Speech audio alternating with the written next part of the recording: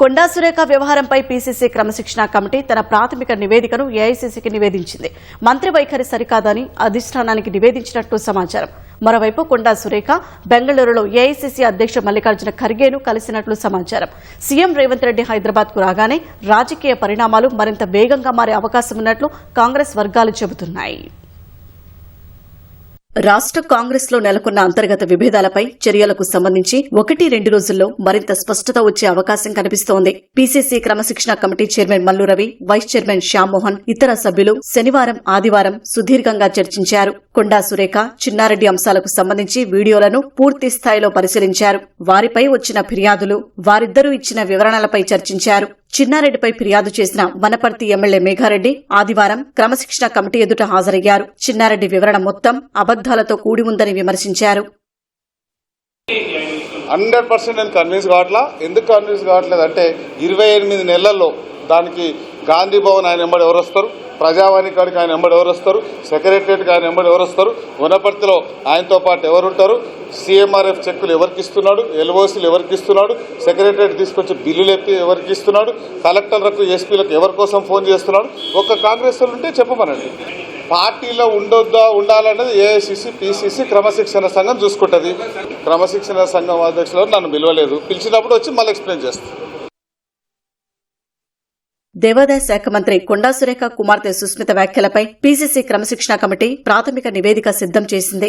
ఆ నివేదికను ఏఐసీసీకి పంపినట్లు పీసీసీ వర్గాలు చెబుతున్నాయి. అటు ఆదివారం మధ్యాహ్నం బెంగళూరులో కొండా సురేఖ ఏఐసీసీ అధ్యక్షుడు మల్లికార్జున ఖర్గేను కలిసినట్లు సమాచారం. తనపై రాష్ట్ర నాయకత్వం వ్యవహరిస్తున్న తీరుపై ఖర్గేకు సురేఖ ఫిర్యాదు చేసినట్లు తెలుస్తోంది. కొండా సురేఖను కాపాడలేనని పీసీసీ అధ్యక్షుడు మహేష్ గౌడ్ మీడియాతో చెప్పడం, వరుసగా మంత్రులు, ఎమ్మెల్యేలు, ఎమ్మెల్సీలు, ప్రభుత్వ విప్లు తమపై విమర్శలు చేయడాన్ని వివరించినట్లు సమాచారం. మంత్రి పదవి సహా పార్టీ నుంచి తప్పుకోవాలని డిమాండ్ చేయడంపై ఖర్గేకు తన ఆవేదనను సురేఖ వివరించినట్లు తెలుస్తోంది.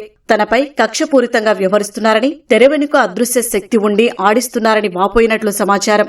సీఎంకు పార్టీకి వ్యతిరేకంగా ఎలా మాట్లాడతారని ఖర్గే సురేఖను ప్రశ్నించినట్లు సమాచారం. అయితే ఖర్గేతో సురేఖ సమావేశానికి సంబంధించి ఎలాంటి అధికారిక ప్రకటన వెలువడలేదు.